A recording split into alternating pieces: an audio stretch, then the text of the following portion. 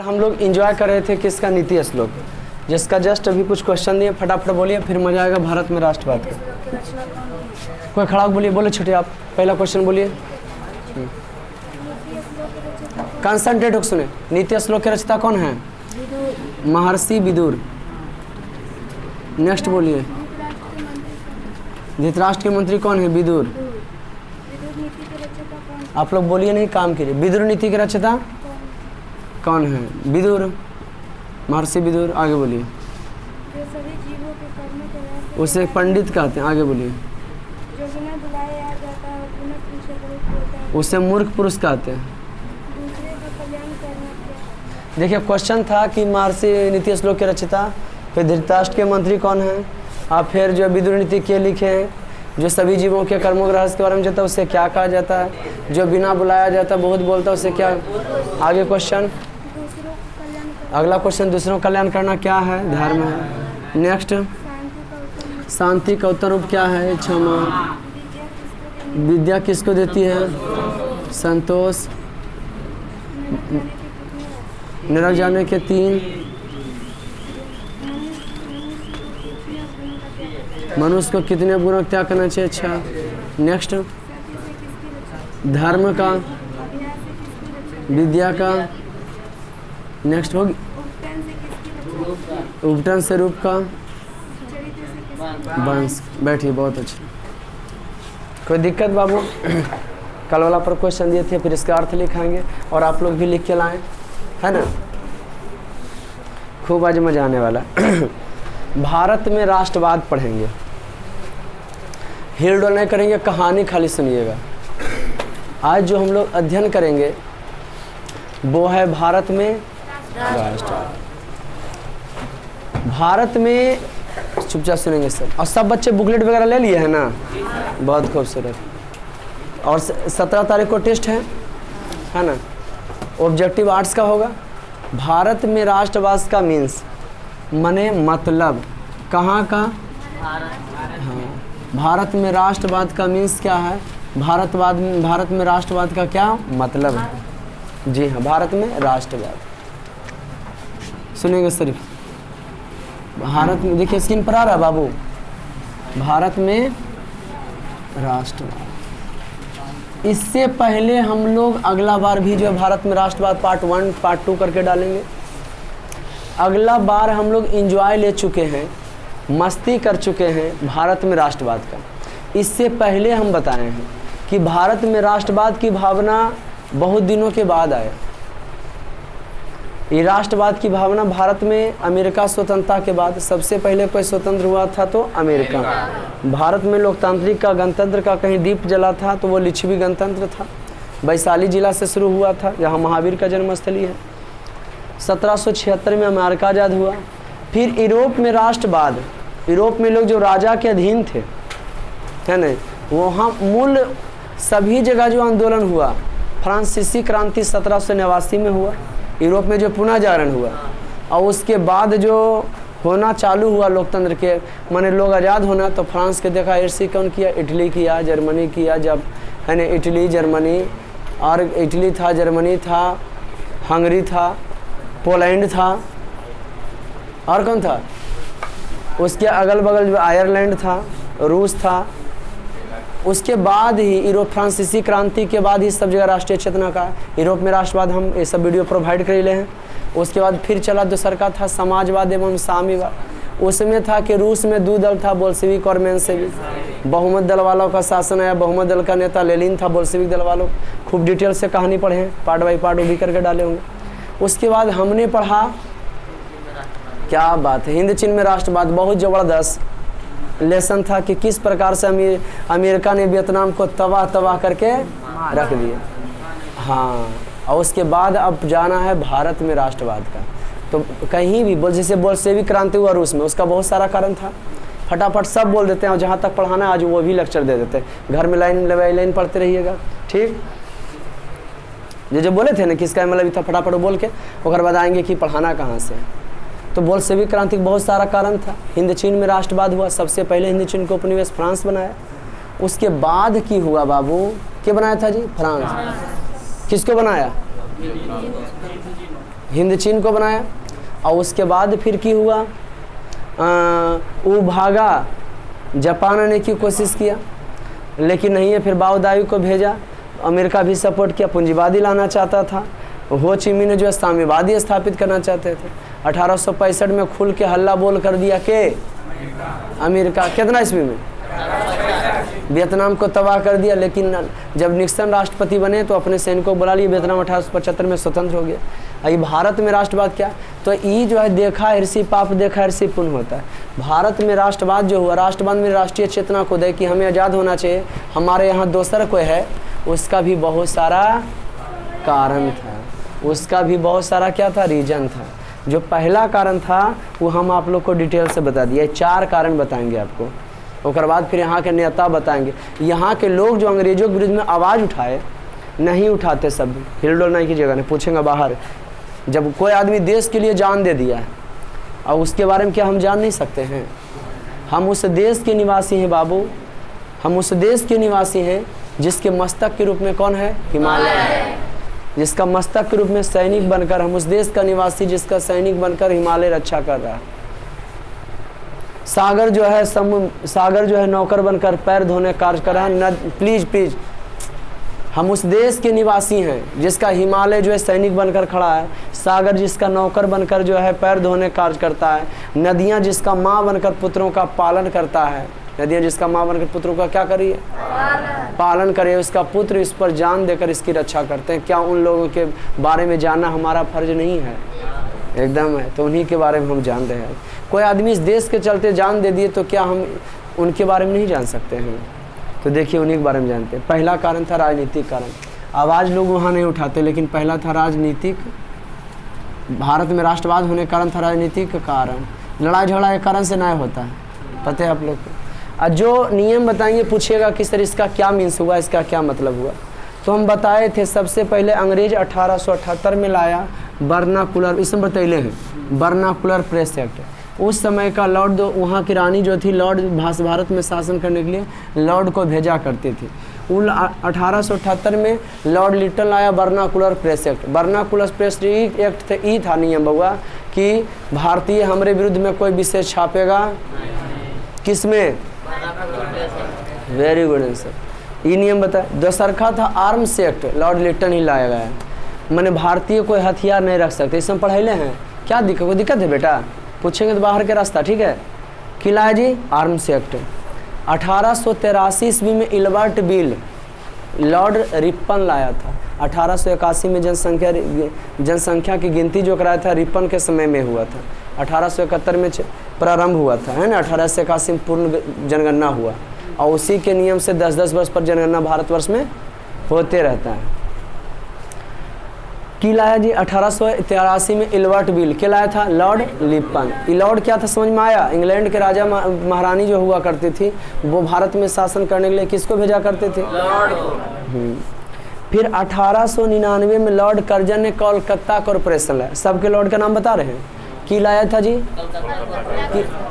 Ilbert bill क्या था ये पूछे। इल्बर्ट बिल में ये था कि भारतीय आदमी जो है, कोर्ट 3 प्रकार के होता है, जिला कोर्ट, हाई कोर्ट और सुप्रीम कोर्ट। ठीक उसी प्रकार से केस 2 प्रकार के होता है। एगो फौजदारी केस होता है, एक दीवानी केस होता है। तोरा माथा उथा फाड़ फूड़ कर दिया तो फौजदारी केस, खेत घर का केस है तो वो हो गया दीवानी केस। कोई दिक्कत बाबू?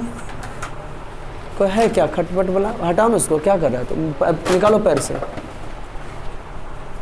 इल्बर्ट बिल आया, मैंने भारतीय आदमी भारतीय जज नहीं रहेंगे, बल्कि कोई अंग्रेज जो फैसला, कोई गलत करेगा आपके साथ तो अंग्रेजी उसका फैसला करेगा, आप लोग जज नहीं बनिए।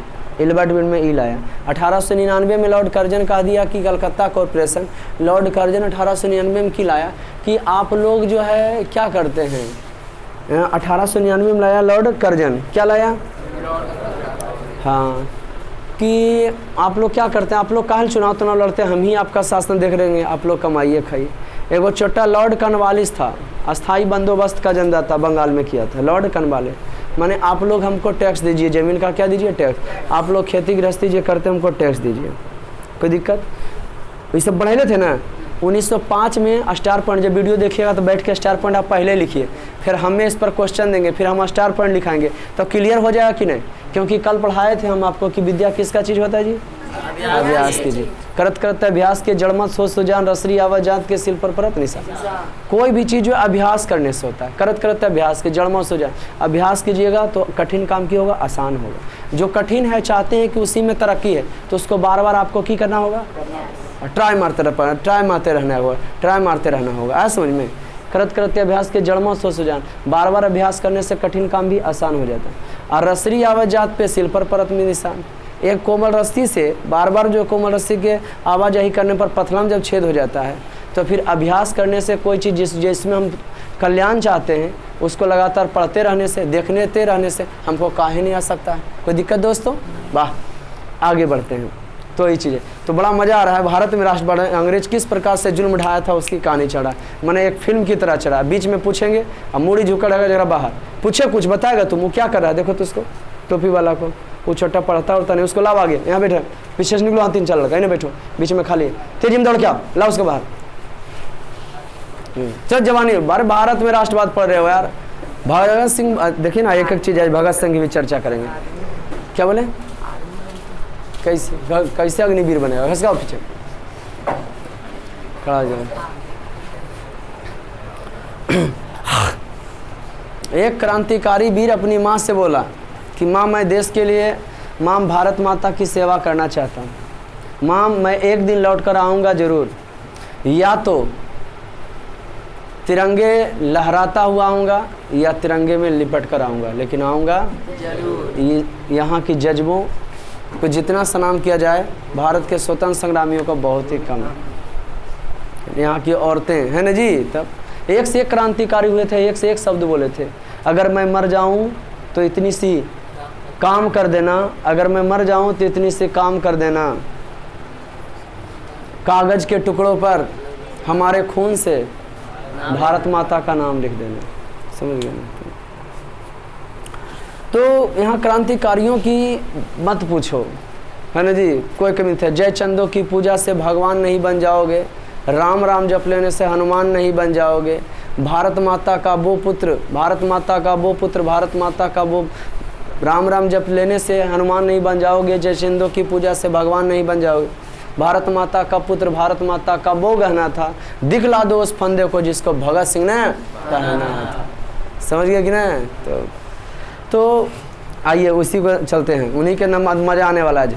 अरे 15 अगस्त थे ना, तुम्हारा चैप्टर क्लियर हो जाएगा, है ना, समझेगा कि गुलाम थे अब आज़ाद हो गए सर, कोई देश के लिए जान दे दिया, आज उनके बारे में हम की करें जी, जान रहे हैं सिर्फ, तो क्या हम सिर्फ जान नहीं सकते हैं कि कितना उन लोग पर्सनल लाइफ को त्याग किए होंगे, जो पर्सनल ज़िंदगी होता है उसको छोड़ करके ऐश मौज करते हैं का देश के लिए जान दिए कि चलो आज हम मर जाएंगे तो आगे बाकी सब हम लोग जो रहेंगे वो अमन चैन से रहेगा। अंग्रेज बड़ी क्रूरता करता था, काम करने के लिए नहीं देता था, हम पढ़ाना चाहते थे तो पढ़ने नहीं देता था, कोई झाड़ू मारे चाह रहा था उसको झाड़ू मारे नहीं दे रहा था। ठीक, जब है ये 1905 ईस्वी में बंगाल विभाजन अंग्रेज करा दिया, लॉर्ड कर्जन उस समय था। 1911 में बंगाली लोग बड़ी तेज होते हैं, मछली खाकर दिमाग लाता है ना जी। 1911 में बंगाल विभाजन वापस लॉर्ड हार्डिंग करा लिया, है ना जी। कुछ सकारात्मक कार्य भी किया था डलहौजी 1893 में, जिसे फ्रांस भी तो हिंद चीन में किया था। मैंने दलदली क्षेत्र को क्यों बनाया था, दलदली क्षेत्र को क्या बनाया था, खेती गृहस्थी लायक बनाया था कि किस क्षेत्र को जी, दलदली क्षेत्र को। 1800 कितना ईस्वी में, 1853 ईस्वी में दलदली क्षेत्र को क्यों बनाया था, कृषि योग बनाया था। अब कहानी आगे बढ़ाते हैं, तो पहले था बढ़ावे और क्या 1883 में उधर जो कि दलदली क्षेत्र को कृषि योग बनाया था, वहाँ हिंद चीन में फ्रांस। अब भारत में की किया था, डलहौजी चलाया था भारत में 1853 में पहला रेल, उसी का देन है रेल हो गया, टेलीफोन सेवा हो गया, सड़क मार्ग हो गया, अच्छा विकास किया था कौन, डलहौजी। लेकिन अपन फायदा के लिए, एक समन्वयक दूसरे जगह ले जाने के लिए, वहाँ से अपन देश ले जाने के लिए, ठीक है। आर्थिक कारण क्या था, ये सब तो पहले पढ़ा चुके थे कि ये सब कौन कारण था, राजनीतिक कारण था कि पूरा नियम कानून पर उसका वर्चस्व आ गया था।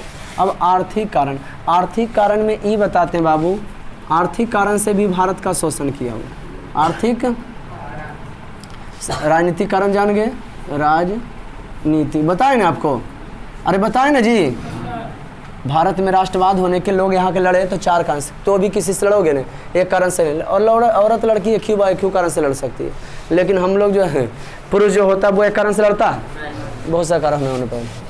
भारत में राष्ट्रवाद पहला कौन कारण था? राजनीतिक कारण। दूसरा कौन कारण था? आर्थिक कारण में क्या था सर, पूछिएगा ना। तो बात यहाँ ही है कि भारतीय लोग की करते थे, अपना छोटे मोटे खेती गृहस्थी करके और छोटे मोटे उद्योग धंधा से जीवन यापन कर रहे थे। कौन लोग? भारतीय लोग कुटीर उद्योग वगैरह चला रहे थे। लेकिन अंग्रेज की किया ऐसा कार्य किया छोटा कि भारतीयों को जबरदस्त झटका लग गया। किनको लगा? क्या झटका लगा बाबू भारतीयों को, जो सुनिए। तो अंग्रेज ऐसा कार्य किया कि भारतीयों को जबरदस्त झटका लगा। वो की किया, यहाँ से जितना भी कच्चा माल का उत्पादन होता था अपने देश लेके चल जाता है। जैसा कपास का, गन्ना का, भारत में कपास का सबसे ज़्यादा उत्पादन फिलहाल गुजरात करता है, लेकिन आपके किताब में पढ़ना है महाराष्ट्र करता है कपास। महाराष्ट्र में भी सूती वस्त्र उद्योग है, गुजरात में सूती वस्त्र उद्योग, अहमदाबाद नहीं फेमस है गुजरात का। महाराष्ट्र में क्योंकि कच्चा माल वहाँ होता है तो यहाँ का आधा से अधिक बिहारी जो कमाने जाता है। अब बिहार कैसे विकास कर रहा हो तो तुम ही जानो, यहाँ का आदमी बाहर कमा रहा तो बिहार विकास कर रहा कैसे, है ना जी। हम किसका विकास करें? अपने जिला का कर रहे हैं कि नहीं कर रहे हैं?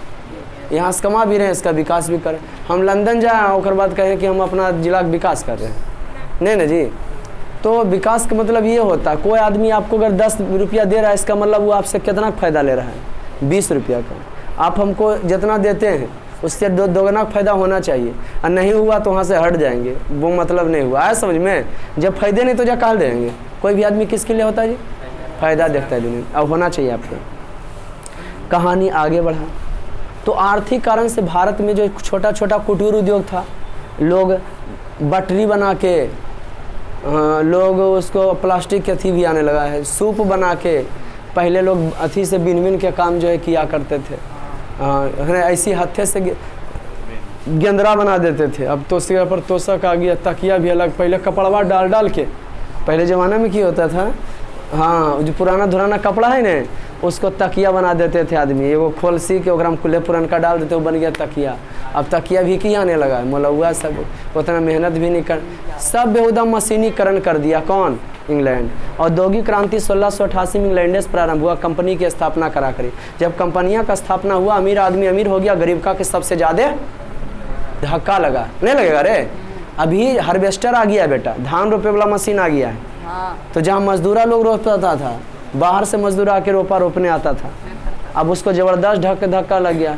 एक ही दिन में सब काम कर लेता मशीन के माध्यम से। जो मजदूर आदमी बैठल है ओकर जिंदगी आवाज से बदतर हो। इसीलिए भारत तो चूँकि लोकतंत्र देश है, इसीलिए भारत सरकार आज़ाद नहीं, भारत सरकार गरीब आदमी को राशन कार्ड बनवा देता है ना जी, इंदिरा आवास दिला देता है, अनाज भी देता है, किलो तुम बढ़ो आगे। आर्थिक कारण था क्योंकि भारत गुलाम नहीं। आर्थिक कारण क्या था? इसी रुपया पैसा किस्ती देनी था, पेट के मार रहा था लोगों को, समझ गए कि नहीं? कौन? अंग्रेज। शोषणात्मक कार्य कर रहा था।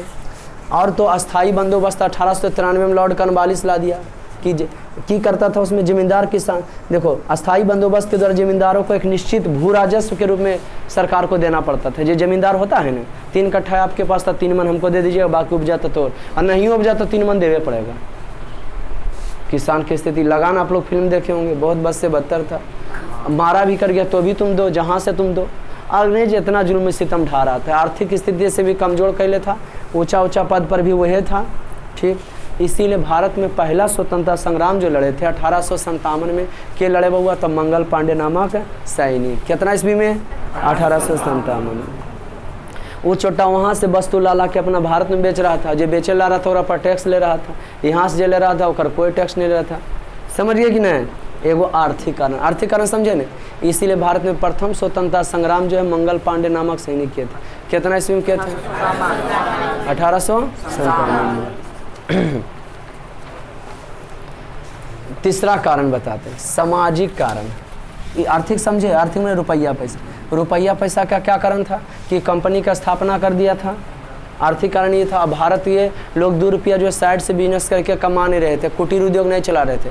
कुटीर उद्योग में अगरबत्ती बना के, मोमबत्ती बना के, अन्य जी बटरी बिन के, छोटा छोटा काम धंधा करके, सूप बना के, बटरा बांध के, बकरा पाल के, बकरी पाल के, इस सब से जो स्थिति क्या था एकदम बस से बदतर। अभी गांव के लोग कृषि के साथ साथ पशुपालन कर लेते हैं, खेती के साथ साथ। इससे क्या होता है, कभी कभी पशु पाल लिए, पशु को बेच भी दिए। अब करना, जब किसान है तो उसको करना चाहिए। कृषि के साथ साथ किसानों को जो है पशुपालन भी करना चाहिए। बड़ा खूबसूरत सा चीज़ है ना जी। फार्मिंग करना चाहिए, मछली फार्मिंग करना चाहिए उसको। जहाँ धान के खेत है वहाँ मछली छोड़ दो, बत्तख, जहाँ तालाब बनाए वहाँ बत्तख पालन भी कर लो। सरकार तो इस पर अब लोन दे रही है जी, कि भाई भारत कृषि प्रधान देश है, 65% कृषि लोग कार्य, क्योंकि भारत लोकतंत्र है इसलिए किसानों को मदद करा। लेकिन अंग्रेज के समय में किसानों को लूट रहा था वो, जितना लुटा सके। कोई दिक्कत बाबू? Very good. राजनीतिक कारण, आर्थिक कारण। अब बताते हैं आपको सामाजिक कारण। आर्थिक कारण समझे? अरे समझे जी। राजनीतिक कारण, आर्थिक कारण, अब करो सामाजिक कारण। बोले सामाजिक कारण क्या है सर? अंग्रेज हमारे यहाँ यूपीएससी, बीपीएससी माने भारत में जो सबसे लंबा हाई लेवल का एग्ज़ाम जो है वो यूपीएससी और कौन है? बीपीएससी।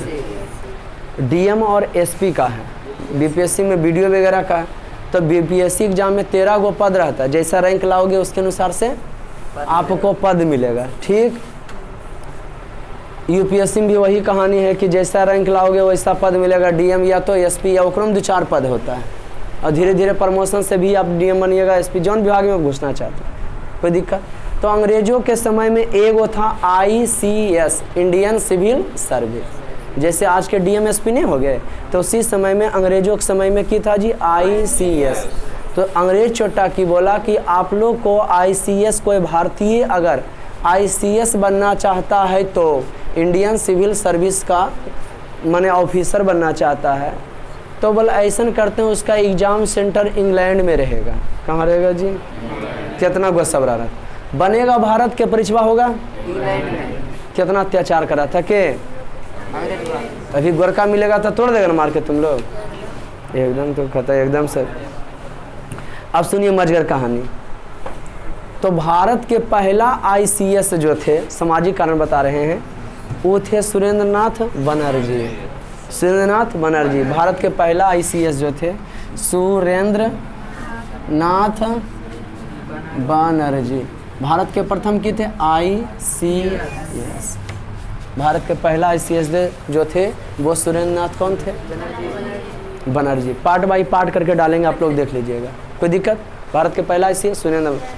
ई पास हो गए, इंग्लैंड में जाके एग्जाम दिए, पास किए, लेकिन छोटा की किया, इनमें त्रुटि ला करके आपका मेडिकल फिट नहीं है, या तो फिर कह दिया कि आप में ये समस्या है ना जी, इनको सत्ता से की कर हटा दिया, उस पद से की किया हटा दिया। एक कारण इस सामाजिक कारण से भी, मैंने कोई नौकरी वगैरह था, मेन ऑफिसर का उसी का अधिकार था, भारतीय रहता तो हो सके भारत के हित के बात सोचता। धार्मिक कारण क्या था बाबू? तो मेन कारण जो था धार्मिक कारण था। जब अंग्रेज आया तो छोटा व्यापार के रूप में आया था। लास्ट वाला कारण आपको बताते हैं, कौन कारण जी? धार्मिक कारण। ये सबसे मोस्ट इम्पोर्टेंट है, ये धूम मचा के रखा। 19वीं शताब्दी में भारत में धार्मिक कारण थी, क्रांति हुआ था। कितनी शताब्दी में? राष्ट्रवाद का एक कारण ये भी है, धार्मिक कारण। धार्मिक कारण क्यों था? भारत अंग्रेज आया व्यापार करने के रूप में, लेकिन भारत में देखा कि भारत में तो वर्णाश्रम है, जातिवाद पहट के है, छोटन जाति का कोई वैल्यू नहीं दे रहे हैं लोग, कोई वजूद नहीं दे रहे हैं। लेकिन इतना जान लो, जब जब पापियों का पाप बढ़ता है, भगवान श्री कृष्ण गीता में खुद बोले कि जब जब पापियों का पाप बढ़ेगा अर्जुन, तब तक धर्म की स्थापना के लिए बार बार हम इस पृथ्वी पर की करेंगे। यदा यदा धर्मस्य ग्लानि भवति भारत अभ्युत्थानम तदात्मानां धर्मस्य सृजामहम्। जब जब धर्म की हानि होगा भारत, तब तब हम धर्म की स्थापना के लिए सृजन होंगे, जन्म लेंगे। परित्राणाय साधूनाम विनाशनाय च दुष्कृताम धर्म संस्थापनाय अर्थाय संभावामि युगे युगे। जब जब जो है साधु संतों की जो है ना जी, पापी लोग जो उसको की करेंगे, नष्ट पहुंचाएंगे, तब तक धर्म की स्थापना के लिए बार बार जन्म लेंगे। ठीक उसी प्रकार से एक एक आदमी 100 को बराबर है। हम काफ़ी इम्प्रेस हैं किनसे? ईसम फाइटर से। एक एक आदमी रुआ खड़ा कर देते हैं कि इतना बेहतरीन काम किए कि देश में, कि हमारा देश को सुधारने कार्य किए थे। उस समय में जब अंग्रेज़ों का शासन था तब लड़े। कोई ऐसी हीरो नहीं बनता, एक्टिंग करना पड़ता है उसको। इन्हें कि हीरो क्या है तो ऐसे ही हो जाएगा, कर लोगे। लेकिन जब बात तुम्हारी आएगा तब अगला आदमी को इज्जत दोगे, है ना जी। एक मास्टर का मतलब मास्टर ही समझ सकता है, जो स्टूडेंट नहीं, जब वो स्टूडेंट बने मास्टर बनेगा तब समझ में आएगा कि मास्टर क्या होता है। एक मास्टर बहुत खतरनाक होता है। एक मास्टर जो विनाश करता भी होता है और सृजन भी करता होता है। बच्चों को ऐसा थी कर दे सकता है संदेश कि वो किसी का विनाश कर सकता है बच्चा सब, और किसी को बना भी सकता है। सबसे बड़ा टीचर होता है। गुरुर ब्रह्मा गुरुर विष्णु काके लागू पाँव, गुरु बरहारी आपकी जो गोविंदियो बताए कि भगवान और के हैं। गुरु एक ही साथ खड़ा है, पैर किसको लगोगे? गुरु के लगा पैर। बोलो बजा क्या? क्योंकि गुरु ही तो बताया कि भगवान भी होते हैं, है ना जी। काफी तो बताया हुआ है ना जी, कि भगवान भी होते हैं। धार्मिक कारण तो इन लोग गुरु थे। 19वीं शताब्दी में अपना घर परिवार नहीं देखे। 19वीं शताब्दी में कितना 1800 देखिए मजगर कहानी। एक एक आदमी के बारे में एक एक चीज़ बोलेंगे, फिर बाद में उन्हें डिटेल से चलते रहेगा, समझे कि नहीं, कि क्या क्या के थे। भारत में उसमें बहुत ज़बरदस्त कुरीति था। कुछ के तो डिटेल से पढ़े गए, जैसे स्वामी दयानंद सरस्वती, है ना जी, 19वीं शताब्दी में हुए थे, माने 1800 कुछ में। क्या काम किए थे सर? देखिए आगे एक पुरस्कार। राजा राम मोहन राय, नाम लेते ही रुआ पुलकित हो जाता। राजा राम मोहन राय बहुत गजब काम किए। उस समय भारत में 18वीं अंग्रेज भी आया था, कुरीति उस अंग्रेज अलगे छाप रहा था। आई भारत में छोटन जाति को अलगे तबाह उड़ा रहे थे उच्च वर्ग के लोग, अंग्रेज भी उसको तबाह उड़ाते। उस समय राजा राम मोहन राय उच्च घराने में प्रादुर्भाव हुए, उनका जन्म हुआ, राजा थे, है ना जी। तो राजा राम मोहन राय लाए सती प्रथा, ब्रह्म समाज की स्थापना 1828 में किए। 1828 में किए। 1829 में सती प्रथा, इसमें लिखोगे सती प्रथा पर रोक लगाए। बोलिए सती प्रथा क्या है सर? तो sati system is evil custom, her husband dead body his by fire.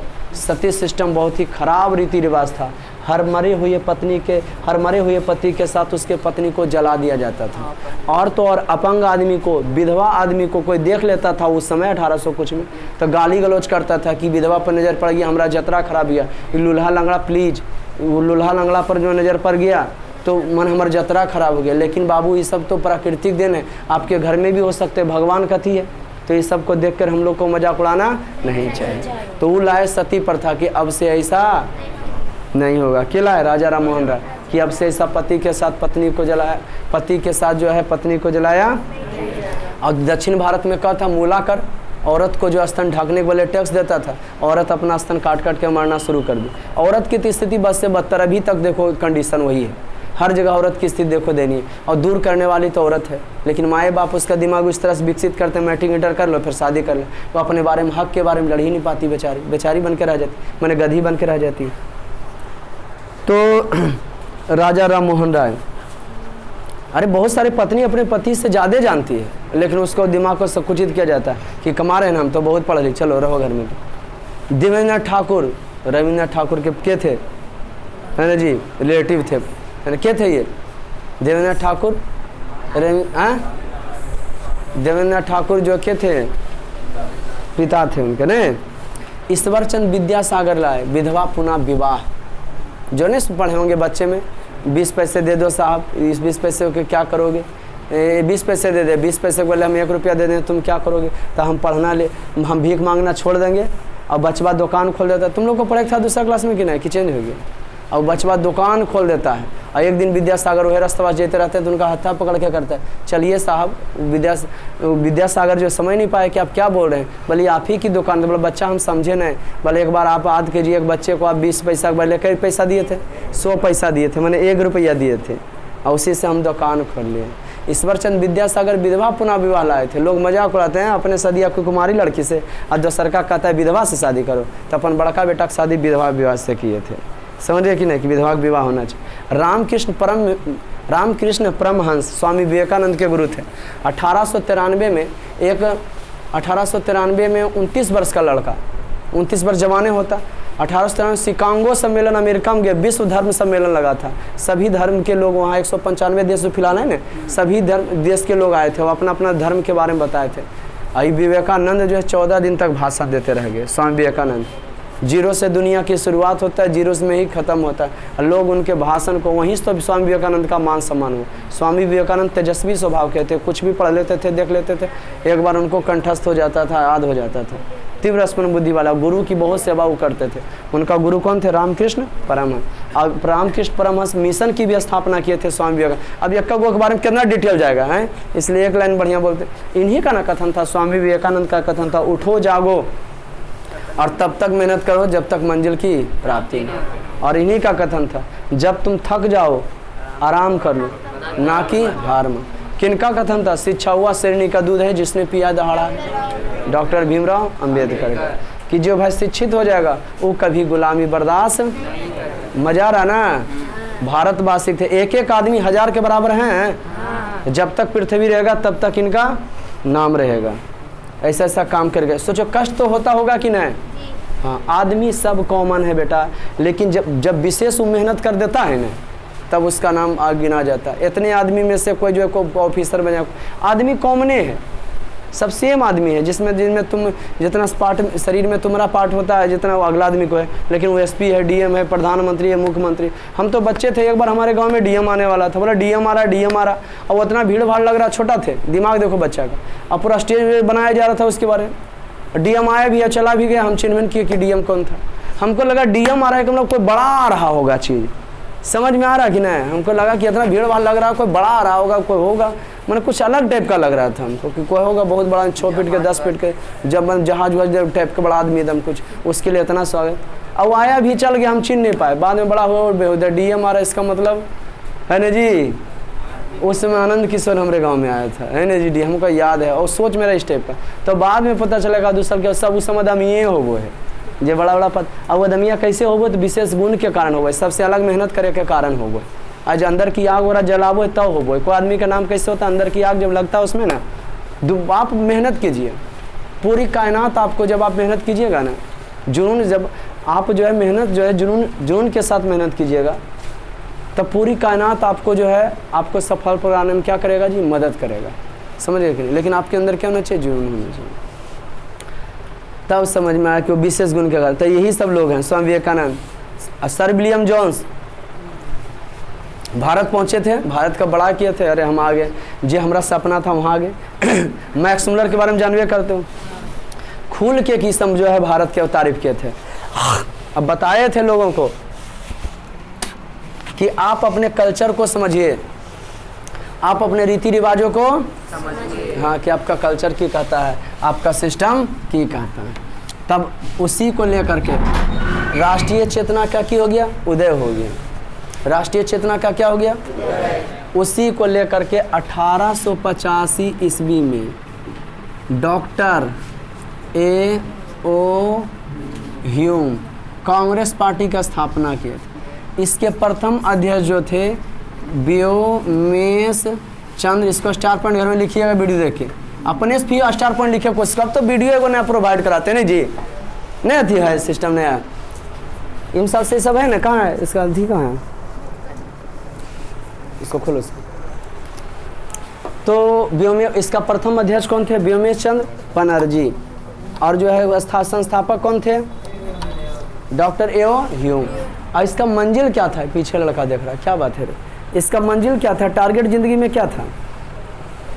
देश को क्या करना था? आज़ाद करना था, आज़ाद कराना था। अब 1907 में ई पार्टी में फूट पड़ गया। कितना ईस्वी में? हाँ, कांग्रेस पार्टी में एगो बन गया नरम दल, एगो गरम दल।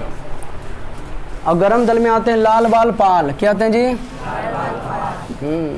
लाल बाल पाल, माने ललका बलिया को तुम पालो बनाओ, है ना जी? नहीं याद रहेगा? लाल बाल को पालिल कालखिन सर कि लाल बाल करो तुम। तो लाल से लाला लाजपत राय, एक एक आदमी हजार। लाला लाजपत राय बोले थे, अंग्रेजों का एक एक लाठी का प्रहार हमारे शरीर पर, उसके माने बर्बादी का कील होगा। शुरुआती है, समझ लो कि हमको जो मारा है ना, तो शुरुआती है। साइमन कमीशन 1927 में बना था, उसको जाने के बाद किए थे। तो बड़ी भयंकर कहानी चालू होने वाला है। बाल गंगाधर तिलक, स्वराज हमारा जन्मसिद्ध अधिकार है, हम इससे लेके रहेंगे। अब बिपिन चंद्र पाल पंजाबी थे। इस सब का कहना था तीनों की जब तक मार धार नहीं करोगे सोने वाला नहीं। और जो बूढ़ा बुजुर्ग थे महात्मा गांधी, डॉक्टर, इनका खूना नरम था, मार अहिंसा अपना, खूना नरम था, इन लोग का खूना गरम था। लेकिन उद्देश्य क्या था? एक ही आजाद करना। क्या प्रथम विश्व युद्ध में भारत का भी संबंध रहा है? अब समझिएगा, भारत क्या प्रथम विश्व में क्या भारत भी भाग लिया है? प्रथम विश्व युद्ध हो या द्वितीय विश्व युद्ध हो, दोनों जो यूरोपीय महादेश में हुआ है। प्रथम विश्व युद्ध का मजगर से कभी जिंदगी भरी वाला है कैसी है ना। प्रथम विश्व युद्ध 1914 से 1918 ईस्वी तक 4 साल तक के हुआ था। अब प्रथम विश्व युद्ध 2 भागों में बैठ के हुआ है। एक मित्र राष्ट्र, एक हुआ था केंद्रीय शक्तियाँ। इसको धुरी शक्तियाँ देखिएगा कहीं तो अलबलाइएगा ना। अच्छा, कौन शक्तियाँ जी? धुरी से। मित्र राष्ट्र में बड़का, इसका ठीक उल्टा द्वितीय विश्व युद्ध था। प्रथम विश्व युद्ध में बड़ा बड़ा एक दिन, एक छोटा छोटा एक दिन, और द्वितीय विश्व में जे जेकर करीब है वो उसको मदद कर रहा है। जैसे टोला पड़ोस के बाद नहीं हो जाता है, हमारे गोतीबा के मार भी, हमारे पड़ोसिया के मार, लेकिन उस समय सब कोई बात नहीं था। अरे इसको समझ सकते टोला में अमीर आदमी है कोई, तो कभी कभी ऐसा होगा कि अमेरिका कुल एक हो जाएगा कि जाओ हम सब गोतीबा एक खोजबो जो अमीर आदमी। और कभी कभी हो जाएगा कि तो अमीर है और गरीब का मारा, और वो हमारे दोस्त है, ये अमीर आदमी, तो वो अकर साइड ले लेगा कि लड़ना तो हमारा सड़ेगा नहीं। समझ गए कि नहीं? तो अथिया मौसी हुआ था द्वितीय विश्व में, बड़का गरीब का साइड लेवाले भी कर रहा था। रूस और अमेरिका दो शक्तिशाली था। वो ले रहा था कि पार्टी बना रहा था, तुम हमरा में शामिल हो जा, यही कर रहा था तुम हमरा, बड़ा बड़ा नहीं देखा। लेकिन प्रथम विश्व हुआ था बड़ा बड़ा देख करके, बड़का बड़का एक दिन इंग्लैंड, फ्रांस, अमेरिका, जर्मनी। छोटा ही प्रथम विश्व में जर्मनी शामिल करा दिया था नहीं जी उसको। नहीं, पर्ल हार्बर पर क्या किया था? जर्मनी ने किया था, नहीं पढ़ा हिंदी चीन में। पर्ल हार्बर पर बम गिरा दिया था। जापान गया था पर्ल हार्बर पर। ये हुआ था पनडुब्बी डुबा दिया था जर्मनी पनडुब्बिया डुबा दिया था करता सामने। केंद्रीय शक्तियाँ माता है इटली, जर्मनी पर अमेरिका 1917 में शामिल हुआ था। एक पनडुब्बिया डुबा दिया था, कहीं जा रहा था और चूँकि फ्रांस के देश से गुजर रहा था और में अमेरिका का आदमी थे तो आ गया ले और वैसे आ गया की कर इटली, जर्मनी और हंगरी। तब बता दे कितना देश के नाम लिखोगे तो छोटका छोटका एक दिन, अमेरिका एक दिन। टोटल द्वितीय विश्व युद्ध में, प्रथम विश्व युद्ध में जो है 39 देश शामिल हुआ था। कई देश हुआ था? पर द्वितीय विश्व युद्ध लिख लीजिए। द्वितीय विश्व युद्ध जो है, अभी घर में अपना वीडियो देख, द्वितीय विश्व युद्ध कहाँ कब से कब तक? 1939 से 1945, 6 बरस तक ही 4। और उसमें क्या हुआ था? अमेरिका गरीब को सपोर्ट कर रहा था, पार्टी बना रहा था। उसमें एकदम बिल्कुल उल्टा था, अमीर एक दिन नहीं था। और क्या था उसमें? 69 या 71 देश भाग लिए थे, जबकि इसमें क्या अन्य देश लिए थे? 39 देश। कहिएगा सर शुरुआत कब हुआ? तो शुरुआत हुआ एगो बोनेशिया है, बोनेशिया, क्या जी? बोनेशिया। उसकी राजधानी सेराजेवो या सेराजेवो, उसकी राजधानी सेराजेवो।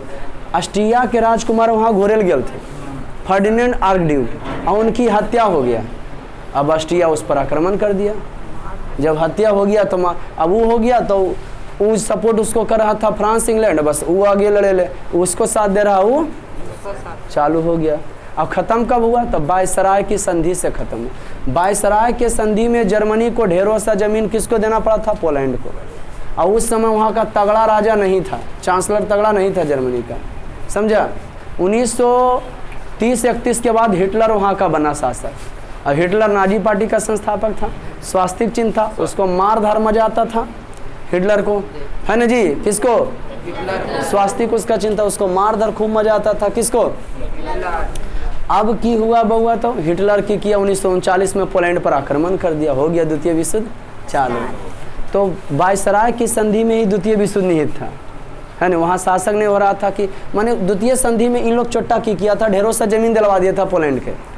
चूँकि इस समय दुश्मन ने था, बरियार यह था, तो पंचायत बैठा तो बोला कि जर्मनी को ढेरों सा जमीन देना पड़ेगा, क्या करा? पोलैंड को। लेकिन वहाँ बड़े अंदर घुल रहा था, बढ़िया शासक ने हुआ। जब हिटलर आया तो पोलैंड को अथी कर दिया, आक्रमण कर दिया।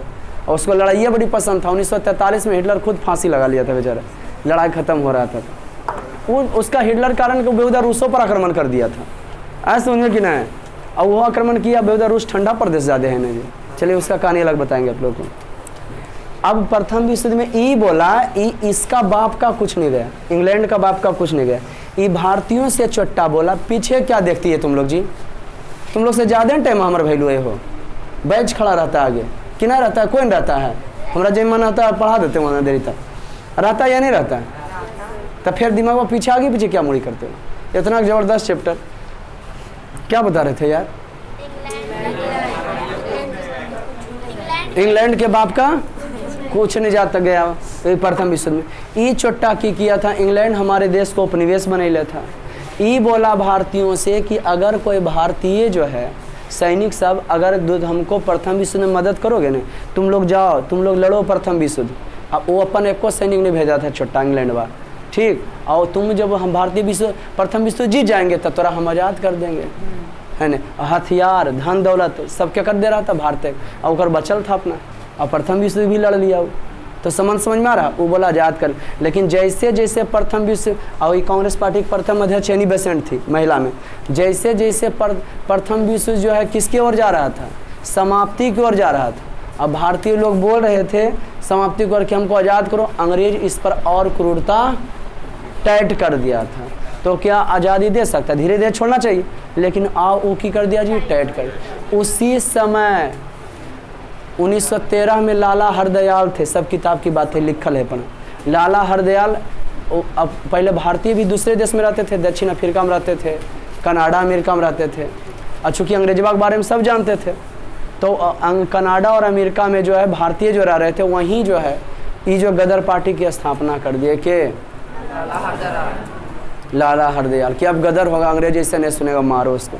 1917 में और 16 में बाल गंगाधर तिलक और एनी बेसेंट मिल करके होम रूल लीग की स्थापना की कि कम से कम स्थानीय स्वशासन व्यवस्था हमारे अंदर में दे दीजिए, लेकिन अंग्रेज नहीं मान। उसी समय महात्मा गांधी 1915 ईस्वी में दक्षिण अफ्रीका से लौटकर भारत आए। 1917 में चंपारण आंदोलन चला है, और उसके बाद जब ये प्रथम विश्व युद्ध जो है समाप्ति को जब भारत पर क्रूरता करता जा रहा था ना, तो भारत वाले बोले कि आज़ाद करो, हमको आज़ाद कर दो। उतने में चोट्टा ला दिया नया एगो नियम, एगो ला दिया रौलट एक्ट कि हमसे तुम बात नहीं करोगे।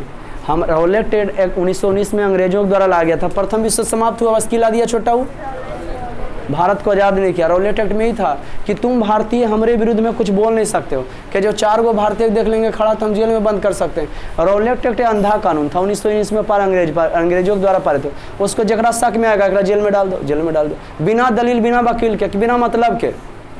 हम बताएंगे नहीं, अभी पुलिस पकड़ेगी, बताएगी हम क्यों आपको पकड़ें, लेकिन बिना ठीक है भाई परमिशन के इसको अंदर कर दो, ओकर माना आएगा। तो ये खराब कानून था, भारतीय लोग को बड़ी खराब लगा। इन लोग उस कानून के विरुद्ध में आंदोलन करने लगे, भीड़ जमा करने लगे।